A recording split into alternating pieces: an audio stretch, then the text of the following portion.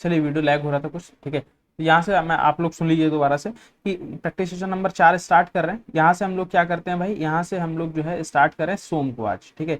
अगले 3 क्लास सोम की ही चलने वाली हैं, ठीक है, जिसके अंदर सोम का निपटारा हम लोग करेंगे। फिर हम लोग आगे की तरफ चलेंगे जनरल इंजीनियरिंग में, जिसके अंदर हम लोग अपनी चर्चा पर चर्चा को करेंगे फ्लूइड मैकेनिक्स के साथ, ठीक है। चलिए, तो यहाँ पर आपके पास क्या कह रहा है, यहाँ पर आपसे कह रहा है in generalize three dimensional state of stress the number of the independent stress component, number of the independent stress component. तो यहाँ से अगर आपसे पूछा, ठीक है, क्या पूछा, number of independent stress component के बारे में अगर आपसे पूछा, दैट मीन्स हम लोग क्या करते हैं, हम लोग जैसे कि जब भी हमको क्या लिखना होता है, स्टेट ऑफ स्ट्रेस को डिफाइन करना होता है, सिग्मा एक्स या सिग्मा वाई को लिखना होता है, तो हम लोग किस तरीके से लिखते हैं। तो स्टेट ऑफ स्ट्रेस बनाने के लिए सबसे इंपॉर्टेंट चीज क्या है, स्टेट ऑफ स्ट्रेस को सबसे पहले आप बना लिया जाए। तो देखो यहाँ पर आपको अगर नहीं आती है तो मैं बता देता हूँ। देखो सबसे पहले आपके पास क्या रहता है, सबसे पहले आपके पास रहता है भाई डायगोनल, सिग्मा एक्स एक्स या फिर सिग्मा एक्स लिख लो, sigma y, sigma z, diagonal में ये रहता है, ठीक है। अब चाहे आपका 2D डायगोनल हो, चाहे आपका 3D डायगोनल हो, ठीक है, डायगोनल से ऊपर जितने भी पार्ट होते हैं वो क्या होते हैं, वो आपके पास इंडिपेंडेंट पार्ट होते हैं। डायगोनल के नीचे जितने पार्ट होते हैं वो डिपेंडेंट पार्ट होते हैं, ठीक है। तो यहां से अगर आप लिखोगे दैट मीन्स आपके पास कैसा, tau X Y, tau X Z. यहाँ पर आपके पास क्या, देखो ये आपके पास टाउ एक्स वाई है, ये टाउ वाई एक्स हो जाएगा। तो इसको क्या बोलते हैं, आपसे क्या बोला, डायगोनल से ऊपर ऊपर के जो भी पार्ट रहेंगे, डायगोनल से ऊपर ऊपर के जो भी पार्ट आपके पास रहने वाले हैं वो कैसे रहते हैं, वो सभी के सभी इंडिपेंडेंट रहते हैं। डायगोनल के नीचे आपके पास डिपेंडेंट, देखो यहाँ पर टाउ एक्स वाई है, ठीक है, टाउ एक्स वाई है, और ये आपके पास क्या है, टाउ वाई एक्स है।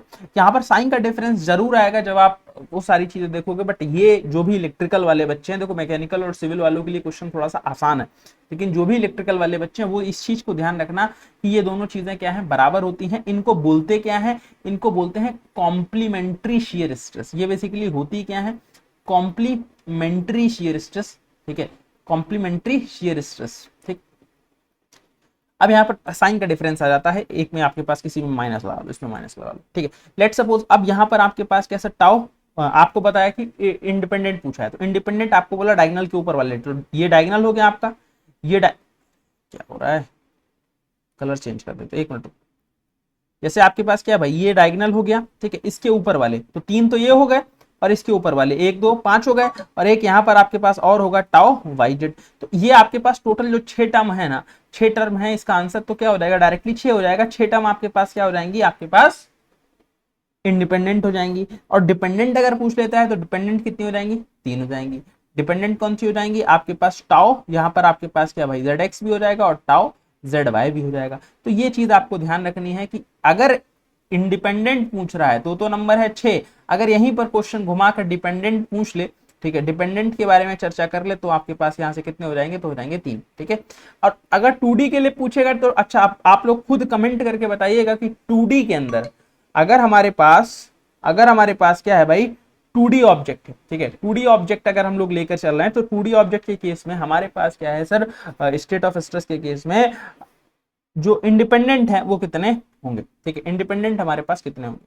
नेक्स्ट क्वेश्चन देखिए, लास्ट ईयर आपके पेपर में ही आया हुआ है, ठीक है, क्या कह रहा है, cylindrical specimen length L, cross section A, extended by delta under the gradually applied tensile load P, the strain energy. देखो यहाँ पर लोड जो होते हैं क्या होते हैं, आपको समझना पड़ेगा 3 तरीके के। देखो अगेन वही चीज है कि सिविल और मैकेनिकल का सब्जेक्ट है तो उनके लिए थोड़ा सा इजी पड़ जाएगा, बट आपको समझना सारी चीजें, ध्यान से सुनते रहना है।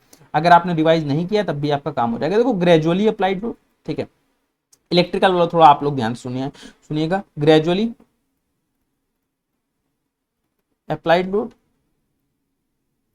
ठीक है, सडन अप्लाइड लोड,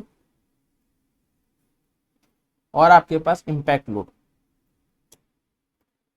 ये 3 तरीके के लोड हमारे पास होते हैं, ठीक है।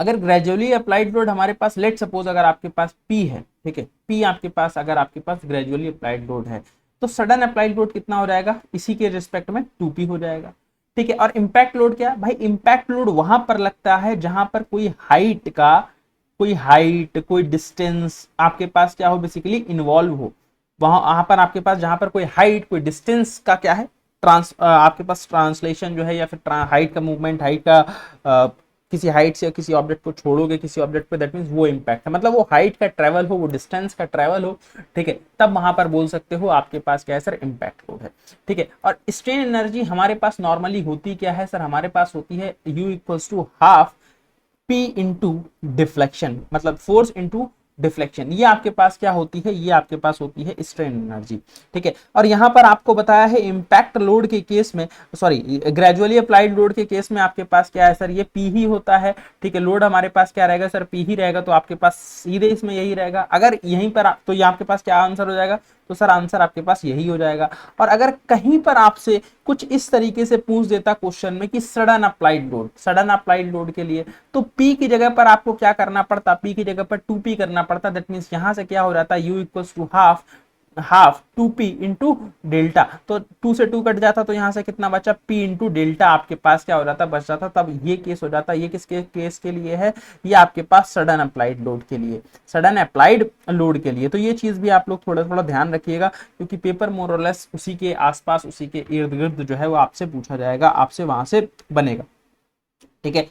और आप लोगों को बता दूं कि 3 सेट मैं ऑलरेडी करा चुका हूं, ये चौथा सेट है, ठीक है। चौथा सेट आप लोगों के पास है। देखो अगर आप लोग प्रॉपर रिस्पॉन्स करते रहोगे तो मैं डेली सेशन कराता रहूंगा, नहीं तो फिर मैं जब एक सब्जेक्ट पूरा हो जाता है तो फिर थोड़ा सा क्या हो जाता है, लैग हो जाता है चीज़ों में, ठीक है, वो फिर थोड़ा सा लैग हो जाता है। तो इस चीज़ को थोड़ा सा आप लोग ध्यान रखिए और आराम से अपनी सेशन को करते रहिए। बाकी जो है जो भी साथीगण जो भी मित्रगण हमारे हैं, मैं उनको बता दूं कि रात में भी 9:30 बजे क्लास आपकी होगी। इसी की जितने क्वेश्चन यहाँ पर हो जाएंगे उसके आगे के क्वेश्चन हम लोग वहां पर डिस्कस करेंगे आपसे रात में 9:30 बजे, ठीक है। यहाँ पर जनरल इंजीनियरिंग की the in strained material one of the principal stress is equals twice of the other, मतलब एक जो प्रिंसिपल स्ट्रेस है, मतलब अगर मैं बात कर लूं सिग्मा 1, मतलब ये आपके पास क्या है 2 सिग्मा 2 है, equals twice of the each other if the maximum shear stress is tau maximum, what is the value of the maximum shear stress. तो यहां से पूछा है कि टाउ मैक्सिमम अगर आपके पास ये है तो क्या बताना है आपको बताना है कि मैक्सिमम वैल्यू क्या हो जाएगी किसकी, मैक्सिमम प्रिंसिपल स्ट्रेस की।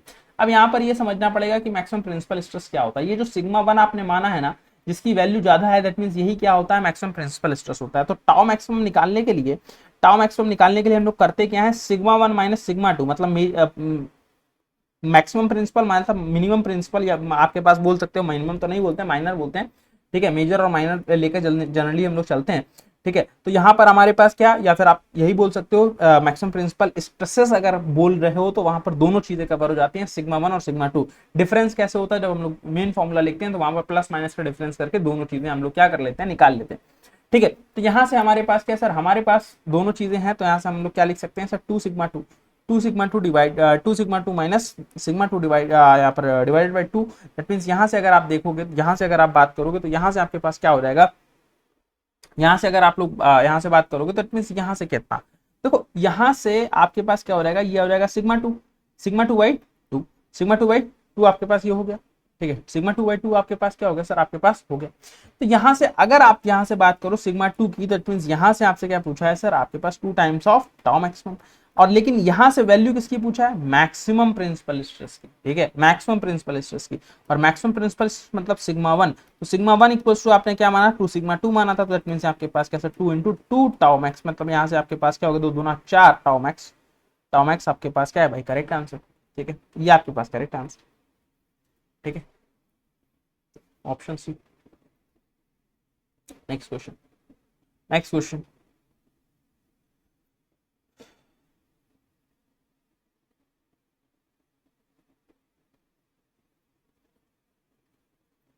जल्दी से बताइए, सिंपल सा है तो ये तो बिल्कुल इलेक्ट्रिकल और मतलब मैकेनिकल और सिविल आप लोग तो बता ही सकते हैं भाई, बहुत सिंपल सा क्वेश्चन है।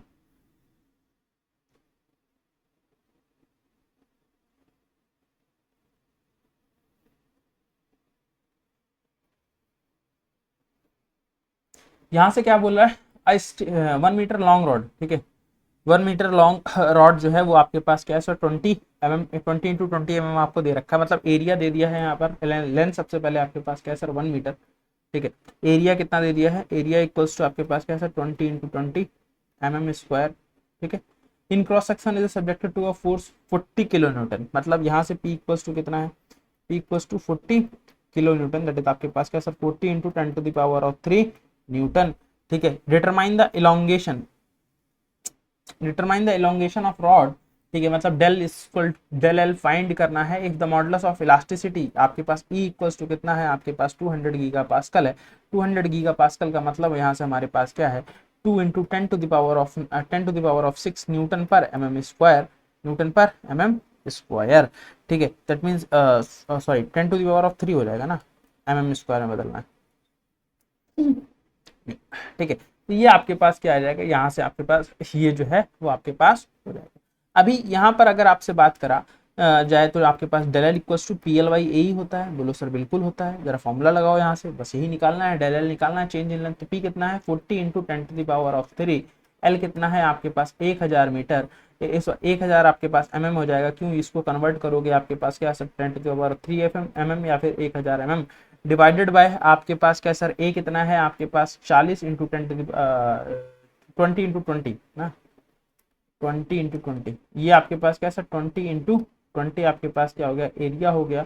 और ई कितना है आपके पास 200 into 10 to the power of 3, मतलब 10 टू द पावर ऑफ 3 से 10 टू द पावर ऑफ 3 खत्म, यहाँ से आपके पास क्या 2 जीरो से 2 जीरो इधर खत्म, 1 जीरो से 1 जीरो इधर खत्म, ठीक है। तो यहाँ से आपके पास क्या है, यहाँ से अगर हम लोग बात करते हैं तो यहाँ से आपके पास क्या बच जाएगा 2 एकम 2, 2 दूना 4, तो यहाँ से आपके पास क्या हो जाएगा, ये हो जाएगा 2 दूना 4 मतलब 10। तो यहाँ पर आपके पास क्या है सर 1/2 का मतलब 0.5 mm, 0.5 mm इतना आपके पास क्या आ जाएगा, इतना आपके पास आ जाएगा डिफ्लेक्शन जो है बेसिकली आपके पास क्या है सर इलोंगेशन, ठीक है। डिफरेंस जो है लेंथ में कितना हो जाएगा वो आपके पास इतने अमाउंट का डिफरेंस जो है वो क्रिएट हो जाएगा, ठीक है। चलिए तो यहाँ पर आपको क्या करना है भाई, नेक्स्ट क्वेश्चन देखना है। नेक्स्ट क्वेश्चन देखिए क्या कह रहा है। अब ये तो भाई देखो इलेक्ट्रिकल वाले भी कर लोगे, इसमें कोई दिक्कत वाली बात नहीं है, ठीक है, ये कॉमन ही पेपर के सवाल हैं आपके पास।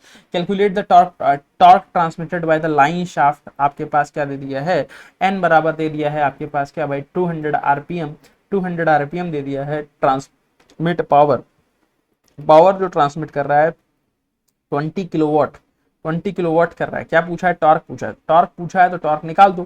क्या होता है sir formula, P equals to 2 pi NT by 60, P equals to 2 pi NT by 60, ये तो फॉर्मूला होता है। अगर यहाँ से हमारे पास क्या सर ये B दे दिया किलोवाट में, तो आप इसको directly 20 into 10 to the power of 3 into 60 directly इधर चेंज कर लो, डिवाइडेड बाई 2 इंटू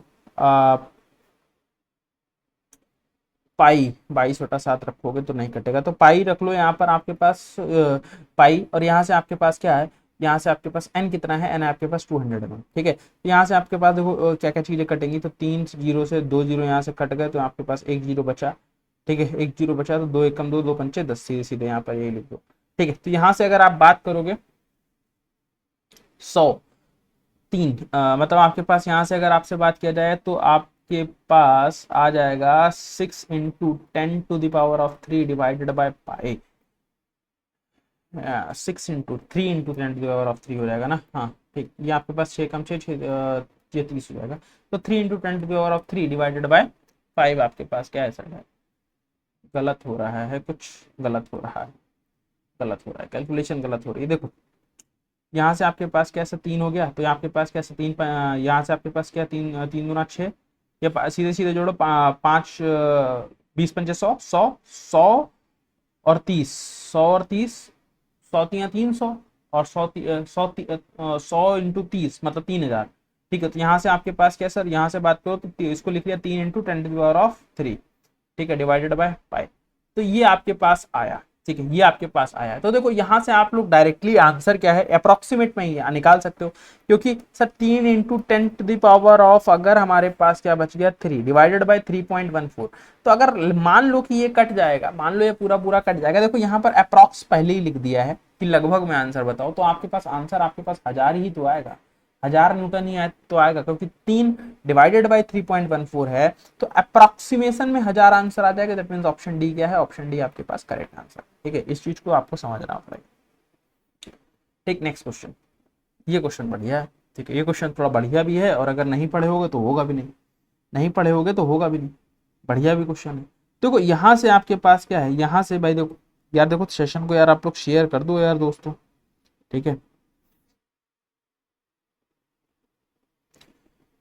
क्या कह रहा है, when a body is subjected to a direct tensile stress sigma in one place, then the normal stress on oblique section के लिए पूछा है, oblique section of the inclined body at an angle of normal to the section is theta. मतलब कोई भी random angle पर पूछा है, डायरेक्टली फॉर्मूला पूछा है। देखो अगर आपको डायरेक्टली ये फॉर्मूला याद है, ये फिलहाल स्टेटमेंट होता है, ये हम लोग डायरेक्टली केस पढ़ते हैं, ठीक है, और इसका एक डायरेक्टली जो है वो रिजल्ट आप लोगों को आ जाता है किसी भी, ये स्टैंडर्ड केस ही है कि आपके पास कोई भी नॉर्मल स्ट्रेस से किसी भी ऑब्लिक प्लेन पर हम लोगों ने थीटा एंगल से, ठीक है, हम लोगों ने कोई सेक्शन को कट किया है, तो वहां पर जो हमारे पास नॉर्मल स्ट्रेस होता है ना, नॉर्मल स्ट्रेस या फिर डायरेक्ट टेंसाइल स्ट्रेस जो है वो सिग्मा कॉस स्क्वायर थीटा हमारे पास होता है, सिग्मा कॉस स्क्वायर थीटा हमारे पास होता है। तो ऑप्शन डी हमारे पास क्या है सर, ऑलरेडी डन है, ठीक है, ऑलरेडी हमारे पास क्या है डन है, डायरेक्टली फॉर्मूला है, ठीक है, डायरेक्टली फॉर्मूला है। बट इसका क्या होता है, थोड़ा सा एक प्रूफ होता है, अगर आप लोग इंटरेस्टेड हो तो मैं आपको बता देता हूँ, नहीं तो ये डायरेक्टली फॉर्मूला है, ठीक है, डायरेक्टली आपसे फॉर्मूला पूछा है, ठीक है, कोई दिक्कत वाली बात नहीं। यहां पर आपसे क्या पूछ रहा है, offset gauge value denoted the yield point on the stress strain diagram, मतलब ऑफसेट गेज वैल्यू जो है, जो डिनोट होती है yield point on stress strain diagram पर, ठीक है, offset gauge value yield point पर कितनी आपके पास क्या होती है, डिनोटेड होती है। तो ऑफसेट गेज वैल्यू कितनी डिनोटेड होती है, डायरेक्टली क्वेश्चन है आपके पास 0.2%, ठीक है, 0.2% ऑफसेट गेज वैल्यू जो है वो आपके पास स्ट्रेस स्ट्रेन डायग्राम पर यील्ड पॉइंट पर आपको दिखने वाली है, ठीक है। अब यहां से सर किस तरीके से क्वेश्चन बन सकता है, देखो स्ट्रेस स्ट्रेन डायग्राम पर है तो एमएस के बारे में पूछ सकते हैं, ठीक है, माइल्ड स्टील के बारे में पूछ सकते हैं, क्योंकि माइल्ड स्टील का क्राफ्ट जो है वो सबसे बड़ा ही बनता है, ठीक है, तो जितनी भी इंजीनियरिंग मटेरियल्स है सबसे बड़ा माइल्ड स्टील क्राफ्ट बनता है, ठीक है, इसीलिए हम लोग माइल्ड स्टील से पढ़ाई करते हैं, ठीक है, इसीलिए माइल्ड स्टील को हम लोग कंसिडर करते हैं पढ़ाई में, ठीक है। Which of the following properties of metal is a mechanical property, ठीक है, अब इसमें से आपके पास कौन सी मैकेनिकल प्रॉपर्टी है आपको ये बताना है, स्पेसिफिक ग्रेविटी, फ्यूजिविटी, कंडक्टिविटी, टेंसिटी।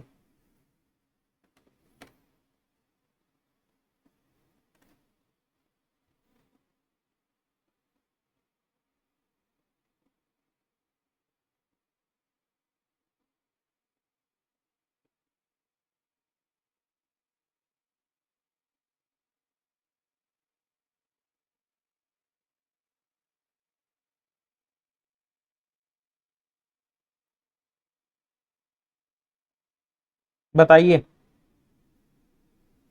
यहां से अगर आपसे बात करेंगे तो सर आपके पास क्या, which of the following mechanical properties is properties of metal is mechanical properties, mechanical property क्या है भाई, टेंसिटी, टेंसिटी क्या है मतलब, इसमें बेसिकली हमारे पास इसको डक्टिलिटी भी बोल सकते हो, कि आपने किसी वायर को उठाया और उसका बहुत पतले थिन थिन फॉर्मेट में क्या कर दिया, उसको बदल दिया, दैट इज टेंसिटी। स्पेसिफिक ग्रेविटी, किसी भी ऑब्जेक्ट की डेंसिटी निकालने के लिए हम लोग यूज करते हैं, ठीक है, किसी भी फ्लूइड की।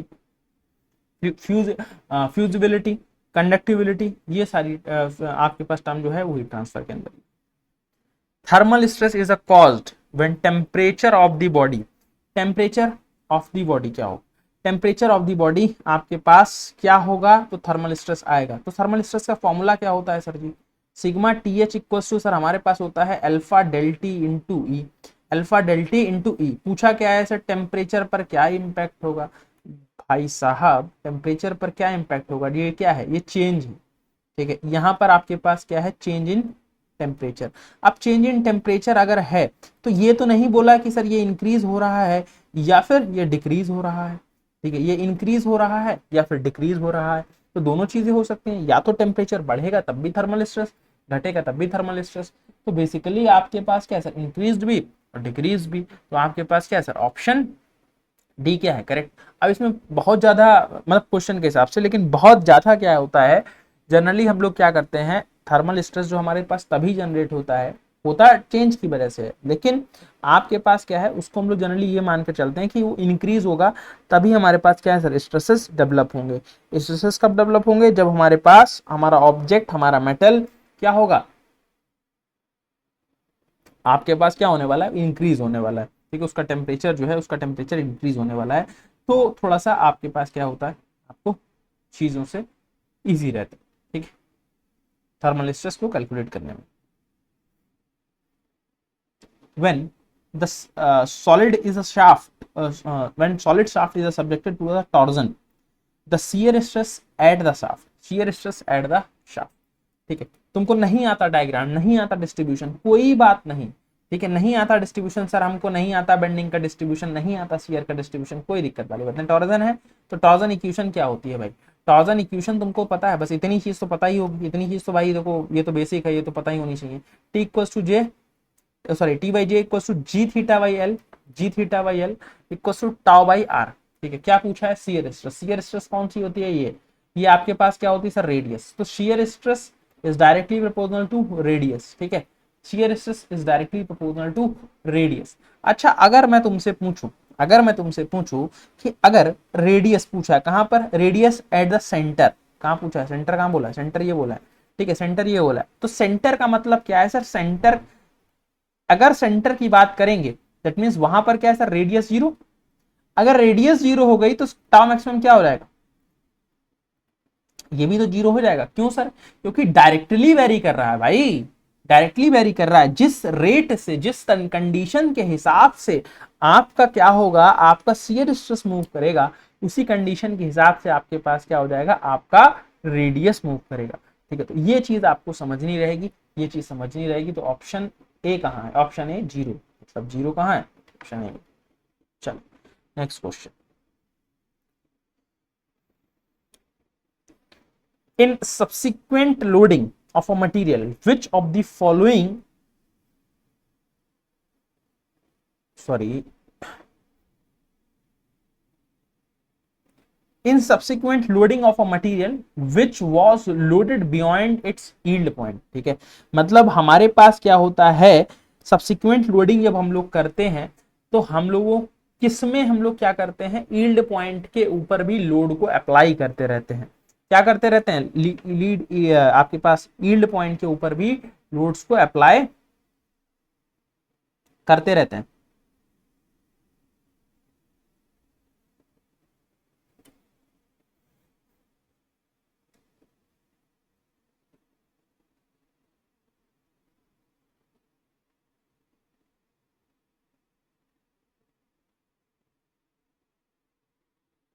राकेश नमस्ते, सुमित वाशु ऑप्शन बी।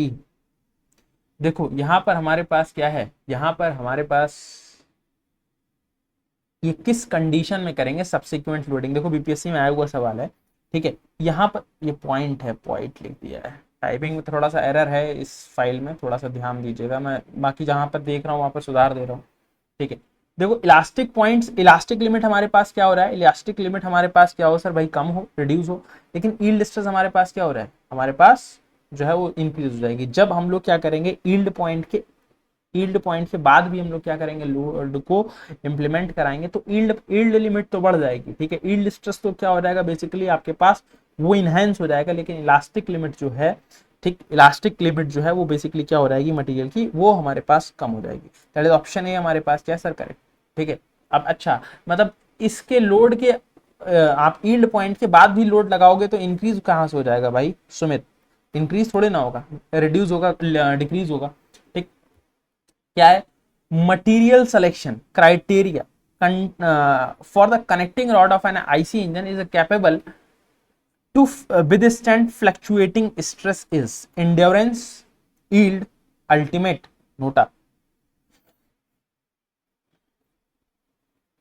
हम लोग किसी भी चीज को जब अडॉप्ट करते हैं, ठीक है, अडॉप्ट करते हैं तो क्या चीज ध्यान में रखते हैं, क्या चीज ध्यान में रखते हैं, तो हम लोग एक चीज ध्यान में रखते हैं ना कि वो जिस भी चीज, जैसे हम लोग कोई बाइक भी खरीद रहे हैं, ठीक है, बाइक भी खरीदते हैं, या फिर बाइक को छोड़ो, एग्जाम्पल के तौर पर लेट सपोज तुमने घर पे वॉशिंग मशीन खरीदी। ठीक है, अब वॉशिंग मशीन जब तुम देखने जाते हो, जो भी तुम्हारा जो आपका सेल्समैन रहता है, वो क्या बोलता है कि सर ये 7 किलो की है, सर ये 8 किलो की है, सर ये 9 किलो की है।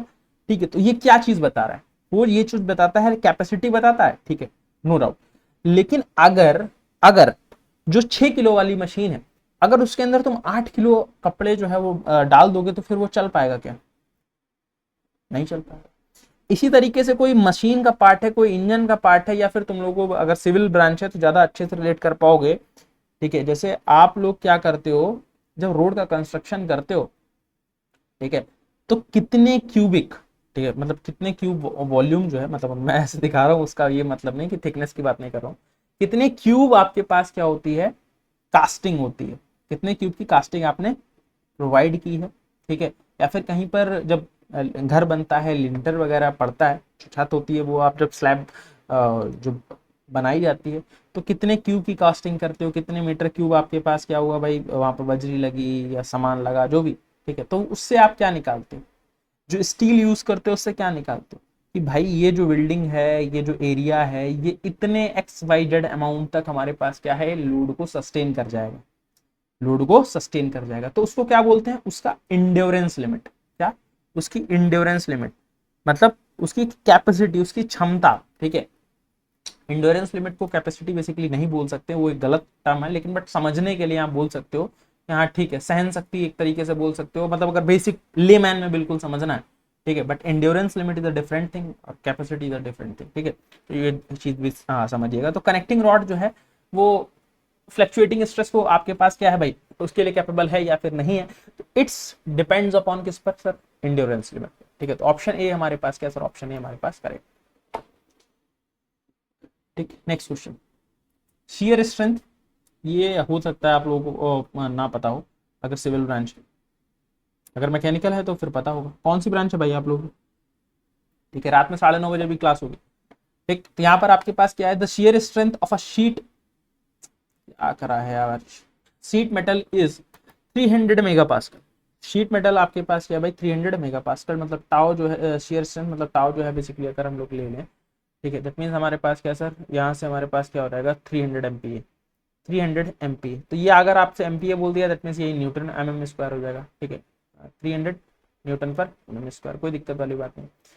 The blanking force required, the blanking force required to produce the blank, मतलब F equals to find out blanking force required, ठीक है। तो यहाँ पर आपके पास क्या है सर, ब्लैंक का डायमीटर जो है वो बेसिकली कितना है, डायमीटर जो है बेसिकली कितना है आपके पास 100 mm, और आपके पास थिकनेस कितनी है, थिकनेस जो है बेसिकली आपको दे दिया from 1.5 mm thick sheet is close to, ठीक है। तो फोर्स कितना रिक्वायर्ड होगा, तो इसका ब्लैंकिंग फोर्स निकालने का फॉर्मूला क्या होता है, F equals to pi D, pi D T tau, pi D T tau, ये आपके पास क्या होता है फॉर्मूला होता है, पाई डी टी टाउ ये फॉर्मूला होता है। तो अगर आप इसको देखोगे तो 300, ठीक है, मतलब सिग्मा टाउ की वैल्यू, डी की वैल्यू कितनी है 100 इंटू 1.5 इंटू 3.14, इनको कैलकुलेट कर लो, आंसर आ जाएगा। और आंसर दिए हैं किसमें, किलो न्यूटन में, ठीक है, आंसर दिए हैं देखो किलो न्यूटन में। तो यहाँ से अगर मैं तुमसे बोलूं कि इसको जो है, इसको जो है वो सॉल्व कर लो, ये आपने ये हटाया तो ये आपने एक जीरो हटा दिया, ठीक है, बाकी तो आपके पास ए 1 2 3 ये किलो न्यूटन के लिए बदल दो, ठीक है, ये किलो न्यूटन के लिए रख दो। ये तो क्या हो गया सर आपके पास किलो न्यूटन में, तो 15×3 = 45 इंटू 3.14, यहाँ पर आपके पास क्या है इंटू 10⁻³ ठीक है, मतलब ये किलो न्यूटन में आ गया है अब आपका। तो यहाँ से 15 45 मतलब 135 140 के अराउंड आपके पास आंसर आना चाहिए, ठीक है, 140 किलो न्यूटन आपके पास आंसर आना चाहिए। देखो 45 आपके पास 135 होता है, 135 के आसपास आंसर नहीं है, तो आपके पास ये कितना हो जाएगा, ठीक है। Civil engineering and mechanical engineer both भाई, दोनों एक एक से डिप्लोमा की हो, एक से बीटेक की हो क्या, ठीक है। यहाँ पर आपके पास क्या है, ये कितना हो जाएगा 140 आपके पास क्या हो जाएगा भाई, यहाँ पर आंसर आ जाएगा 135 होता है आंसर, अप्रोक्सीमेट में आंसर आपके पास क्या है आ जाएगा 140 किलो न्यूटन, ठीक है। तो option C correct. Next question देखो, लेटरल स्ट्रेन, किसकी बात किया है, लेटरल स्ट्रेन, ठीक है, लेटरल स्ट्रेन की बात किया। लेटरल स्ट्रेन क्या होता है, देखो आपके पास जो किस में लगे, ठीक है, जैसे आपके पास कोई भी ऑब्जेक्ट है, इसकी फोर्स की डायरेक्शन में जो स्ट्रेन होगी वो लॉन्गिट्यूडनल होगी, ठीक है। इसके परपेंडिकुलर डायरेक्शन में जो स्ट्रेन होगी, इसके परपेंडिकुलर डायरेक्शन में जो स्ट्रेन होगी उसको क्या बोलते हैं, उसको बोलते हैं लेटरल स्ट्रेन, ठीक है। तो ये बेसिकली हमारे पास क्या है, ये हमारे पास क्या है, तो अगर हमने इसकी बात किया, ठीक है, तो आपको परपेंडिकुलर डायरेक्शन में तो क्या बोला है, the ratio of the deformation area to the original area, ये तो गलत बात है, ये तो स्ट्रेन की लॉन्गिट्यूडनल स्ट्रेन की बात कर देगा। The axial deformation, the axial deformation to the original length, ये भी आपके पास गलत चीज है।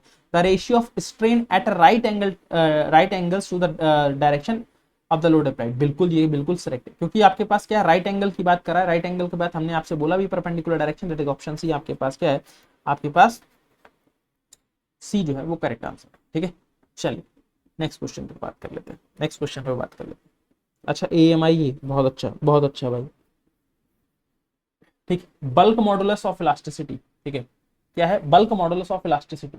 बल्क मॉडुलस ऑफ इलास्टिसिटी की बात करते हैं आपके पास क्या सर, इसको के से रिप्रेजेंट करते हैं, किससे रिप्रेजेंट करते हैं, के से रिप्रेजेंट करते हैं, ठीक। तो ये आपके पास क्या होता है, ये आपके पास सर क्या होता है सर, अगर हम लोग डायरेक्टली बात करें एफएम अभिसोम के रिस्पेक्ट में बात करें, एफएम के रिस्पेक्ट में यहाँ पर चेंज हो जाती हैं, direct stress divided by volumetric strain, ठीक है, वॉल्यूमेट्रिक स्ट्रेन, ठीक है, किसी भी चीज का वॉल्यूमेट्रिक स्ट्रेन, दैट इज ये। अगर यही चीज, अब देखो आपसे क्वेश्चन जब भी कभी पूछा जाएगा तो वो किसी एक ही रिस्पेक्ट में पूछा जाएगा, बस क्वेश्चन को ध्यान से पढ़ना, जो भी कॉन्ट्रडिक्टरी क्वेश्चन रहते हैं, ठीक है। अगर यहीं पर कहीं पर आपके पास ऑप्शन दिया होता change in pressure divided by volumetric strain, तो वो भी ऑप्शन सही होता, लेकिन या तो फिर वही देके पूछेगा या फिर वो यही देके पूछेगा, दोनों में से कोई एक ही चीज पूछेगा, एक ही चीज पूछेगा, ठीक है। तो ये चीज आप लोग ध्यान रखिएगा, और अगर दोनों ऑप्शन है, बोथ ऑप्शन का कोई है, तो फिर तो वो दोनों दो ही ठीक हो जाएगा, ठीक है। Tensile stress, tensile stress is tensile load is divided by, ठीक है, tensile stress is tensile load divided by, क्या कह रहा है, length of workpiece, length of workpiece, cross section of the area of workpiece, circumferential area of the workpiece, volume of the workpiece।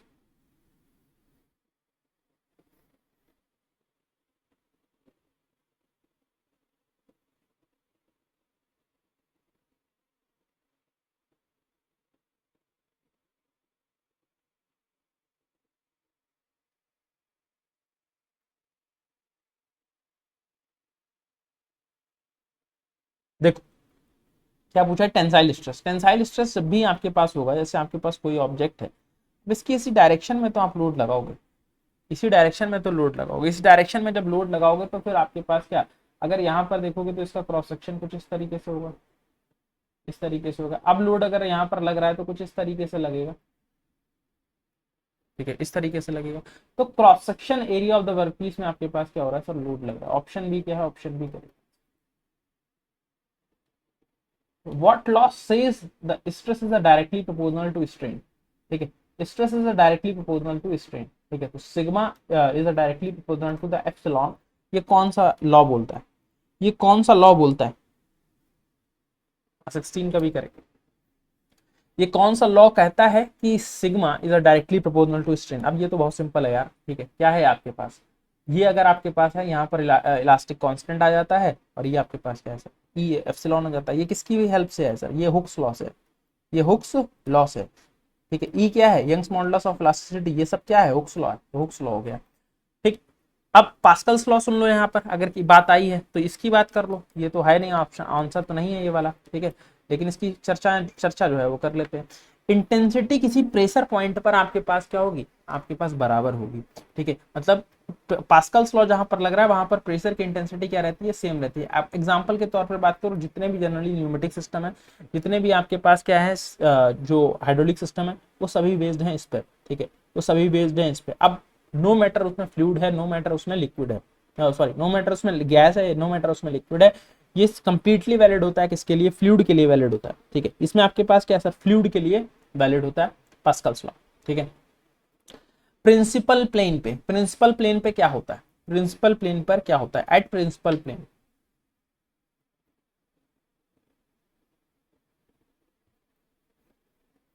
Principal plane, देखो जब भी Hooke's law बनाते हैं ना, आपका सॉरी मोहर सर्कल बनाते हैं ना, तो आपके पास ये दो एक्सेस होते हैं, ठीक है, ये सिग्मा एक्सेस बोलते हैं, ये टाउ एक्सेस बोलते हैं। अब प्रिंसिपल प्लेन आपके पास कहां पर होता है, किस एक्सिस पर दिखता है, प्रिंसिपल प्लेन बेटा आपको दिखेगा इस वाली एक्सिस पर, ठीक, इस वाली एक्सिस पर प्रिंसिपल प्लेन हम लोग क्या करते बोलते हैं। अब जैसे लेट सपोज आपके पास यहाँ पर कहीं पर प्लेन जो है मोहर सर्कल में दिखेगा, ठीक है, सारे एंगल्स डबल हो जाते हैं, दैट्स वाई आपको इस वाली प्लेन पे दिखता है। अब यहाँ पर अगर आपको कहीं पर प्रिंसिपल प्लेन दिखा, ठीक है, तो अगर प्लेन इस पर दिख रहा है तो इसका मतलब क्या है, इसका मतलब बेटा ये है कि यहाँ पर क्या होता है यहाँ पर, टाउ होता है? बोलो सर टाउ तो नहीं होता, टाउ तो जीरो हो जाएगा, और टाउ जीरो है तो आंसर आपके पास आप तुरंत सीधे सीधे निकाल सकते हो। टाउ आपके पास क्या है, जीरो है, तो आप आंसर सीधे सीधे निकाल सकते हो, क्योंकि इस पर, इस वाली एक्सिस पर आपके पास क्या है, किसी भी तरह का क्या होता है, किसी भी तरह का कोई शेयर स्ट्रेस नहीं होता। अगर शेयर स्ट्रेस जीरो है दैट मीन्स आपके पास क्या है, तो सर वो प्रिंसिपल स्ट्रेस है, प्रिंसिपल प्लेन है, ठीक है, प्रिंसिपल प्लेन है, सॉरी, ठीक है। तो यहाँ पर आपके पास क्या होगा, यहाँ पर ये जो मोर सर्कल बना रहा है तो यहाँ पर मैक्सिमम वैल्यू मिल जाएगी, यहीं कहीं पर मिनिमम भी वैल्यू मिल जाएगी। ये आपके पास मान लो सर्कल बनाया तो ये आपके मान लो मिनिमम वैल्यू है, ठीक है। तो बेसिकली आपके पास यहाँ पर कहने का तात्पर्य ये है मेरा कि यहाँ से नॉर्मल स्ट्रेस तो मैक्सिमम मिनिमम सब मिल जाता है, ठीक है, नॉर्मल स्ट्रेस की मैक्सिमम वैल्यू मिल जाएगी, ठीक है, लेकिन शियर स्ट्रेस आपको जीरो मिलेगा। तो ये ऐसा कोई ऑप्शन है, ऐसा ऑप्शन आपको एक ही दिख रहा है, ऑप्शन सी, ऑप्शन सी, ठीक है। यार ये डी कैसे हो जाएगा, डी तो नहीं है, शियर स्ट्रेस जीरो थोड़ी ना होता, shear stress sorry shear stress आपके पास जीरो होगा ना, ठीक, ठीक है। क्या पूछा है, टोरोजनल रिजिडिटी, टोरोजनल रिजिडिटी के बारे में पूछा है।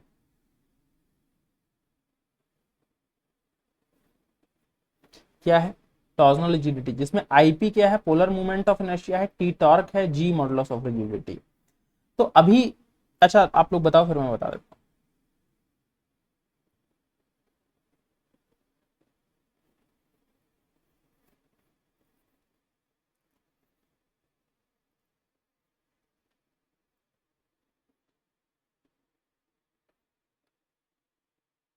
बताओ क्या होती है टॉर्जन इक्वेशन, टी अपॉन में आईपी, या देखो आईपी बोला है तो आईपी ले लेते हैं हम लोग ना।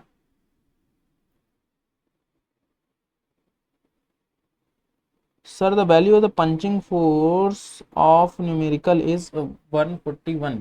यार तो आंसर तो वही लगाया ना, आई थिंक 140 तो लगाया है, ठीक। मैं तुमको क्या समझाया था, मैं तुमको ये समझाया था कि 45 और 3 समझो ना, इसके आगे की वैल्यू छोड़ दो, ठीक है, क्योंकि वहां पर कैल्सी अलाउड नहीं होगा, और फिर थोड़ा सा दिमाग लगाना पड़ेगा। 45 यहाँ कितना हो जाएगा, 45 को अगर थ्री टाइम मल्टीप्लाई करोगे तो आपके पास 135 आएगा, और 135 के अराउंड कोई ऑप्शन तुमको दिख रहा है।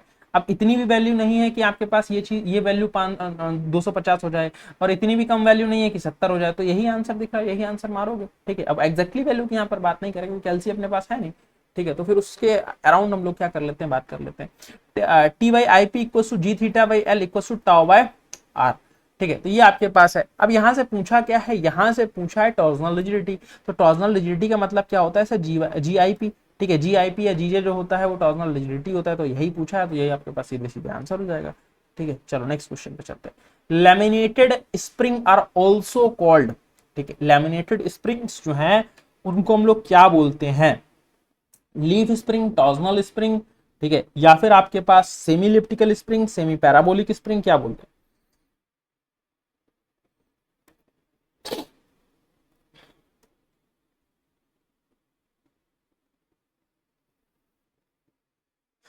किसकी बात किया, लैमिनेटेड स्प्रिंग की, ठीक है। अब laminated spring is what, semi elliptical spring, semi elliptical spring,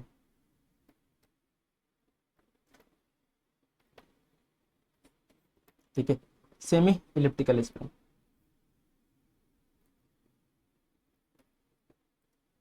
चलो, bending of beam, bending of beam causes both tensile और compressive stress, टेंसाइल और कंप्रेसिव स्ट्रेस, नाइदर टेंसाइल और neither compressive, only tensile only compressive.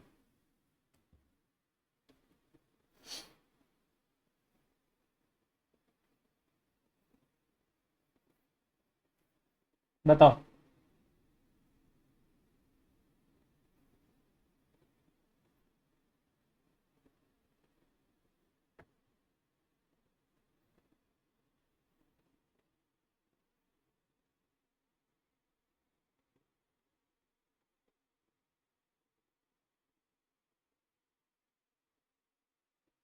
देखो, bending beams, bending of beams, ये आपके पास क्या होता है, यहाँ पर आपके पास सिग्मा बी बाय बाय, अगर इक्वेशन की बात करो, equals to M by I equals to E by R, ये इक्वेशन होती है, ठीक है। अब इसमें आपके पास क्या है, जो स्ट्रेस है, ठीक है, ये जो स्ट्रेस है, बेंडिंग स्ट्रेस है, ये टेंसाइल नेचर की भी हो सकती है और कंप्रेसिव नेचर की भी हो सकती है। ऑप्शन बी क्या है, ऑप्शन बी क्या है, ऑप्शन बी क्या है भाई, ऑप्शन बी क्या है, ठीक है। चलिए नेक्स्ट क्वेश्चन पे चलते हैं। The shear stress distribution along the depth d of a beam of rectangular cross section will be, rectangular cross section will be,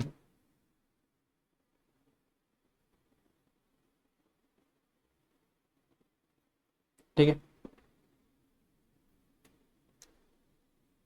hugging and sagging actions both on tensile as well as compression. हाँ बिल्कुल सही बात, ठीक है बिल्कुल सही बात है, बट उतना डीप में हम लोग यहाँ पर जा नहीं रहे क्योंकि जनरल इंजीनियरिंग के पॉइंट ऑफ व्यू से ये सब चीजें देख रहे हैं, ठीक है, जनरल इंजीनियरिंग के पॉइंट ऑफ व्यू से ये चीजें देख रहे हैं। और जब यूपी बीपीएससी एई की क्लासेस जो है प्रैक्टिस क्लासेस शुरू करेंगे, मतलब टेक्निकल वाली, ठीक है, तो उसके अंदर थोड़ा सा डिटेल चर्चा हो जाया करेगी।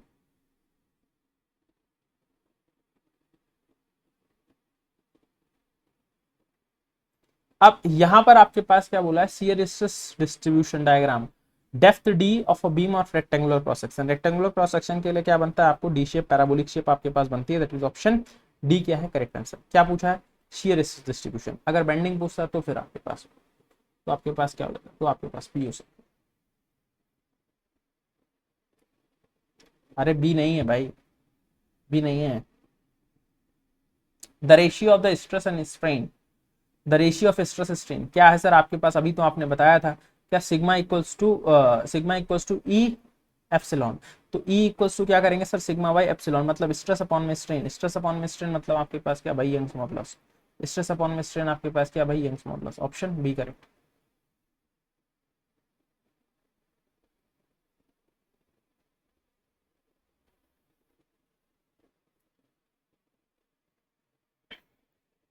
The strain energy stored in a body due to gradually applied load, देखो ग्रेजुअली अप्लाइड लोड अभी आपको बताया था, क्या बताया था कि पी रहती है वैल्यू, अगर सडन अप्लाइड हो जाता है तो वहां पर क्या हो जाती है, वहां पर हो जाती है आपके पास वैल्यू कितनी हो जाती है, वहां पर हो जाती है कुछ वैल्यू दैट इज 2p, ठीक है। इंपैक्ट में हाइट जहां पर आएगी वह उस चीज की बात करेंगे। स्ट्रेन एनर्जी पूछा तो equals to half P into delta, मैंने आप लोगों को बताया।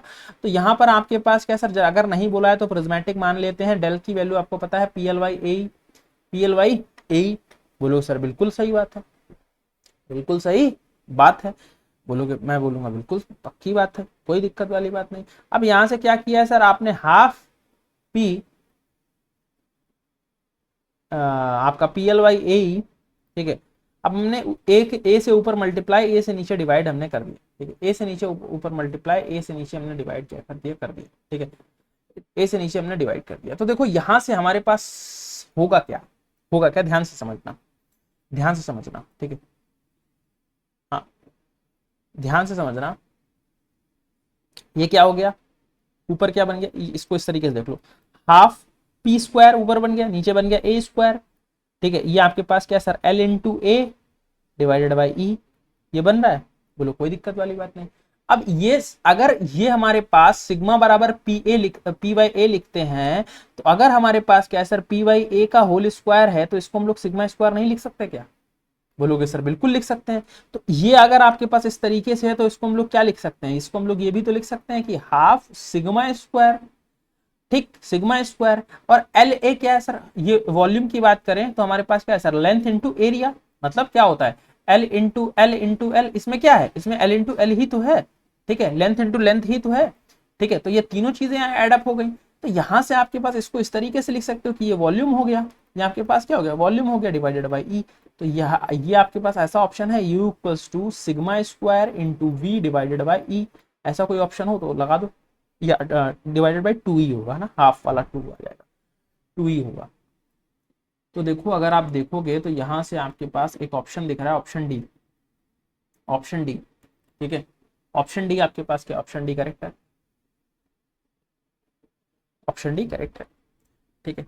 चलो नेक्स्ट क्वेश्चन,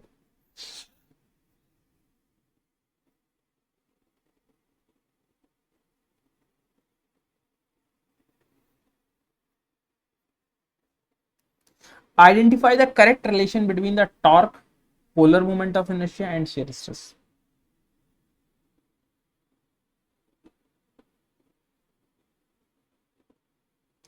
क्लास बफर हो रही है क्या, एक बार आप लोग बता दीजिएगा, क्लास में कुछ बफरिंग का इशू है क्या।